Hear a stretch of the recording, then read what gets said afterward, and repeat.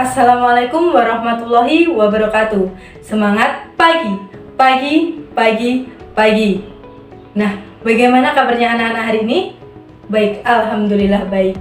Nah, sudah sarapan apa belum? Ada yang belum? Wah, dibiasakan sarapan ya anak-anak. Soalnya sarapan adalah bentuk tubuh kita untuk siap menerima pembelajaran. Nah, sebelum kita memulai pembelajaran hari ini, kepada ketua kelas dipersilakan untuk memimpin doa. Bismillahirrahmanirrahim. Raditu billahi rabba wa bil islami dina wa bi Muhammadin nabiyya wa rasulah. Rabbi zidni ilma warzuqni fahma. Nah, untuk mengawali pembelajaran hari ini, Ibu Guru akan menampilkan sebuah gambar. Gambar apakah itu anak-anak? Yap, benar sekali. Gambar peta. Dapat kita lihat bahwa di peta tersebut negara Indonesia adalah negara yang luas, khususnya di Asia Tenggara. Nah, selain itu Indonesia juga dilewati oleh jalur perdagangan dunia. Lalu apa dampak negatif dan positifnya ya? Ayo, siapa yang bisa? Oh, baik, kalau tidak ada yang bisa, Bu Guru jelaskan. Dampak negatifnya adalah ketika Indonesia dilewati oleh jalur perdagangan dunia. Ketika Indonesia tidak mampu bersaing, maka di Indonesia akan terjadi penjajahan. Kalau dampak positifnya, tentunya negara Indonesia akan mampu berkembang di bidang ekonomi dan dikenal luas oleh negara-negara barat atau dunia internasional. Nah, pada hari ini kita akan belajar dengan tema perubahan masyarakat masa penjajahan dan tumbuhnya semangat kebangsaan dengan subtema kedatangan bangsa barat. Apakah anak-anak siap untuk memulai pelajaran hari ini? Nah, untuk mengecek apakah anak-anak siap, apakah tidak, Bu Guru memiliki sebuah permainan. Nah, apabila Bu Guru menunjuk angka 1, maka anak-anak harus bilang sejarah. Kalau 2, maka anak-anak harus bilang geografi. Kalau 3, ekonomi. Sejarah, geografi, ekonomi. Dimulai ya, saya berikan contohnya. Sejarah, geografi, ekonomi. Sekarang waktunya anak-anak. Nanti jawabannya boleh komen di bawah ya. Oke, Ibu Guru ulangi lagi. Saya kira cukup dengan permainan kita kali ini dan saya rasa anak-anak juga sudah siap untuk menerima pembelajaran hari ini. Yang pertama adalah latar belakang mengapa bangsa barat datang ke Indonesia. Yang pertama adalah daya tarik bangsa Indonesia. Seperti yang dijelaskan tadi bahwa negara Indonesia memiliki banyak komoditas tumbuhan yang ada di Indonesia. Berbeda dengan bangsa barat yang mereka memiliki 4 musim, sehingga tanaman sukar untuk tumbuh di bangsa barat. Nah, Bu Guru akan menampilkan gambar. Nah, seperti gambar seperti ini, yaitu gambar beberapa rempah-rempah yang menjadi daya tarik Indonesia bagi bangsa barat. Yang pertama itu ada tanaman palawija, cengkeh, merica, dan kemiri. Nah, untuk apakah tanaman tersebut?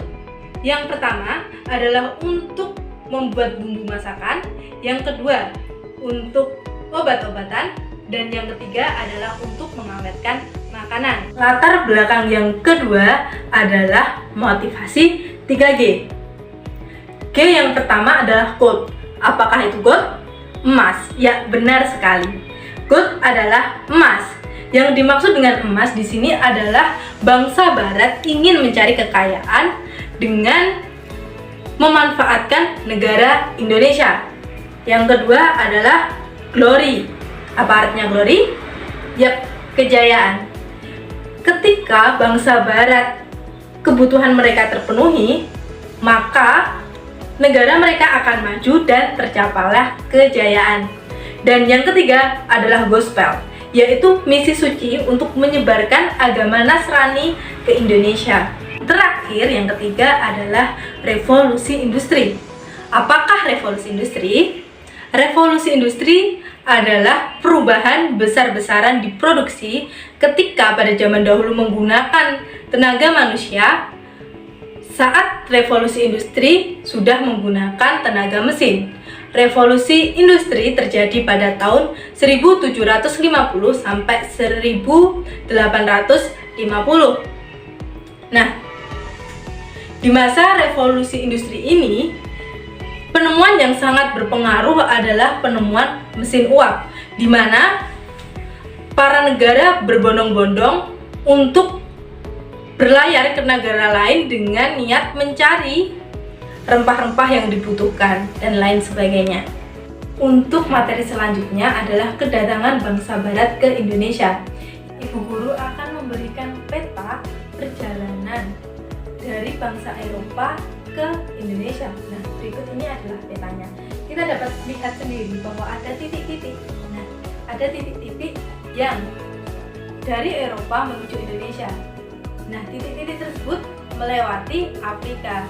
Nah, ibu guru akan memberi tugas kepada anak-anak. Minggu depan, anak-anak harus siap menceritakan perjalanan bangsa Portugis ke Indonesia. Yang pertama adalah kedatangan Portugis mencari rempah-rempah. Nah, Portugis ini diawali di kota Lisabon, Portugis, untuk mencari rempah-rempah di negara dunia. Yang diawali pelopornya adalah Bartolomeus Dias. Nah, pada tahun 1486, Bartolomeus Dias melakukan pelayaran pertamanya di Afrika Barat. Awalnya Bartolomeus Dias ingin ke India, namun karena gagal dia hanya sampai Afrika Barat. Nah, untuk selanjutnya dia melakukan pelayaran dan sampai di Malaka atau yang biasa kenal di Maluku. Nah, di Maluku ini dia berhasil menjalin hubungan dagang dengan masyarakat Maluku di sana di bawah pimpinan Alfonso de Albuquerque. Yang kedua adalah ekspedisi bahasa Inggris. Bangsa Inggris mencapai Indonesia dipelopori oleh Perserikatan Dagang Inggris, yaitu EIC atau East Indian Company, yang berisi pengusaha-pengusaha yang berasal dari Inggris ingin mencapai Indonesia. Akan tetapi pengaruh negara Inggris di Indonesia tidak terlalu banyak seperti Belanda, karena di masa Belanda nanti Inggris posisinya terdesak oleh bangsa Belanda sehingga Inggris harus meninggalkan Indonesia. Ini adalah kedatangan bangsa Belanda ke Indonesia. Kedatangan bangsa Belanda ke Indonesia diawali oleh Cornelis de Houtman pada tahun 1595. Nah, awalnya dia berlayar dari Afrika Selatan menuju ke Samudra Hindia, selanjutnya sampai di Banten pada tahun 1596. Nah, awalnya diawali oleh Cornelis de Houtman ini menimbulkan banyak pedagang-pedagang asal Belanda berekspedisi ke Banten juga. Nah, ketika banyak pedagang Belanda datang ke Banten, akhirnya mereka melakukan usaha dagang yang sama, sehingga terjadilah persaingan antara usaha Belanda sendiri. Nah, pada akhirnya mereka memecahkan masalah dengan terbentuklah VOC. VOC adalah perusahaan dagang asal Hindia Belanda yang berisi para pengusaha-pengusaha dari Belanda. Nah, di VOC ini diketuai oleh Peter Booth. Nah, ketika Peter Booth menjabat, awalnya mereka mendirikan pusat perdagangan pertama di Ambon dan Maluku dengan tujuan menyingkirkan Portugis dari Maluku. Nah, ketika mereka sudah menyingkirkan Portugis, mereka sadar bahwa di Selat Malaka bukanlah tempat yang strategis. Nah, akhirnya mereka memindahkan kekuasaannya dari Maluku ke Banten. Nah, ketika mereka meminta izin kepada Pangeran Jayawikatwang ini, Pangeran Jayawikatwang menyetujui bahwa mereka mendirikan perdagangan di Banten. Akan tetapi, Pangeran Jayawikatwang ini juga mengizinkan EIC atau perusahaan asal Inggris mendirikan pusat perdagangan di sana.